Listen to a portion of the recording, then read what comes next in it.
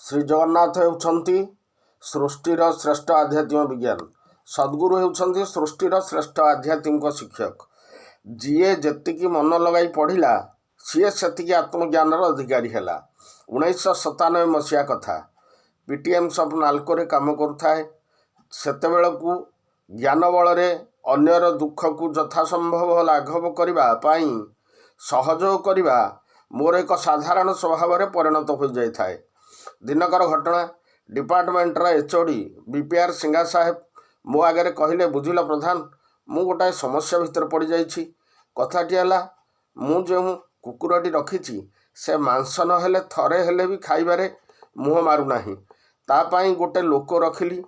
ଠିକ୍ ତାର ଖାଇବା ଟାଇମ୍ ପୂର୍ବରୁ ପଠାଣଠାରୁ ମାଂସ ନେଇ ତାକୁ ଦେବାକୁ ହେଲେ ସେ ଲୋକ ଠିକ୍ରେ ଦେଇପାରିଲା ନାହିଁ। ତାକୁ ବନ୍ଦ କରି ମୁଁ ନିଜେ ମାଂସ କୁକୁର ପାଖରେ ଦୀର୍ଘଦିନ ହେଲା ପହଞ୍ଚାଉଅଛି। ମାତ୍ର ମୋର ଡିପାର୍ଟମେଣ୍ଟ କାମ ଅନୁସାରେ ଅଧିକାଂଶ ସମୟ ଯାଇପାରୁନାହିଁ। ତେଣୁ କୁକୁରଟା ନ ଖାଇ ଝଡ଼ିଗଲାଣି। ତାକୁ ଛାଡ଼ି ପାରୁନି କି ରଖିପାରୁନାହିଁ। କ'ଣ କରିବା କହିଲ? ମୁଁ କହିଲି, ସାର୍, ମୋତେ ସେ ଦାୟିତ୍ୱଟା ଦିଅନ୍ତୁ। କୁକୁରର ସ୍ୱାସ୍ଥ୍ୟ ଠିକ୍ ରହିବ। ସିଂଘା ସାର୍ ଖୁସି ହୋଇ ରାଜି ହେଲେ। ପଠାଣ ସହିତ କଥା ହୋଇ ପ୍ରତିଦିନ ପ୍ରାୟ ଦିବା 11 ଘଟିକା ପରେ ରେଗୁଲାର ମାର୍କେଟରୁ ମାଂସ ନେଇ କୁକୁରକୁ ଦେଲି। କୁକୁର ଶାନ୍ତିରେ ଖାଇ ଚାଲିଲା। ମାତ୍ର 10 ଦିନ ଭିତରେ ତା ସ୍ୱାସ୍ଥ୍ୟର ଉନ୍ନତି ଘଟିଲା। ହେଲେ ପ୍ରତିଦିନ ମୁଁ ସେ ମାଂସ ମାର୍କେଟରେ କଞ୍ଚା ମାଂସ ଦେଖି ଦେଖି ମୋର ମାନସିକ ଅସୁସ୍ଥତା ବୋଧ କଲି। ଦାୟିତ୍ୱରୁ ଓହରି ଯିବାକୁ ଉପାୟ ନଥିଲା। ବିକଳରେ ଶ୍ରୀ ଜଗନ୍ନାଥଙ୍କୁ ସ୍ମରଣ କରିବା ସହିତ ଗୁରୁ ପ୍ରଦତ୍ତ ସତନାମକୁ ଅନ୍ତରରେ ଏ ସମସ୍ୟାର ସମାଧାନ ନିମନ୍ତେ ଦିବାରାତ୍ର ଜପ କରି କାମ କରିଚାଲିଥିଲି। ମାଂସ ନେଇ କୁକୁରକୁ ଦେଉଥିବାର 2.5 ମାସ ଦିନ ସିଂଘାବାବୁ କହିଲେ, ପ୍ରଧାନ, କୁକୁର ଆଜି ମାଂସ ନ ଖାଇ କ୍ଷୀର, ରୁଟି, ଅମୁଲ, ହର୍ଲିକ୍ସ ସଫିସେଣ୍ଟ ଖାଇଲା, ଯାହା ସେ ଦିନେ ଛୁଁ ନଥିଲା। ତା ପରଠାରୁ ଶୁଣିଲି କୁକୁର ଶାକାହାରୀ ହୋଇଯାଇଛି। ଆଉ ମୋତେ ମାଂସ ମାର୍କେଟ ଯିବାକୁ ପଡ଼ିଲାନି। ଯାହା ହେଉ, ମାଲିକ ମୋତେ ବଞ୍ଚାଇ ଦେଲେ। ସେଇ 1997 ମସିହାରେ ଆଉ ଏକ ଘଟଣା। ନାଲ୍କୋ ଶ୍ରୀ ଜଗନ୍ନାଥଙ୍କ ମନ୍ଦିରରେ ପ୍ରତିଦିନ ପ୍ରାତଃ କୀର୍ତ୍ତନ କରୁଥାଉ। ସେତେବେଳକୁ ଶ୍ରୀଯୁକ୍ତ ରାଜକିଶୋର ବାରିକ ରାଜୁନା ଶସ୍ତ୍ରୀକେ କୀର୍ତ୍ତନରେ ସହଯୋଗ କରୁଥାନ୍ତି।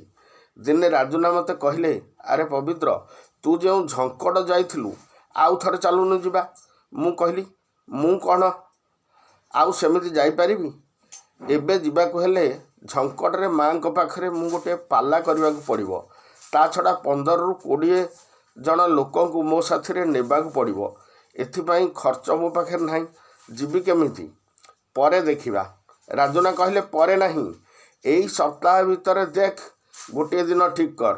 ମୁଁ ସବୁ ଖର୍ଚ୍ଚ ଦେବି। ତୁ ଚିନ୍ତା କର ନାହିଁ। ହେଳା ନ କରି ବାହାରି ପଡ଼। ସେଇ କଥା ହେଲା। 2 ଖଣ୍ଡ ଗାଡ଼ିରେ ମୋର ପାଲା ଦଳ ସହ 4ଟି ପରିବାରରୁ ପ୍ରାୟ 15ରୁ 20 ଜଣ ଲୋକଙ୍କୁ ରାଜୁନା ସଙ୍ଗରେ ନେଇ ଝଙ୍କଡ଼ରେ ପାଲା କରାଇ ପାରାଦୀପ ବୁଲାଇ ଆଣିଥିଲେ।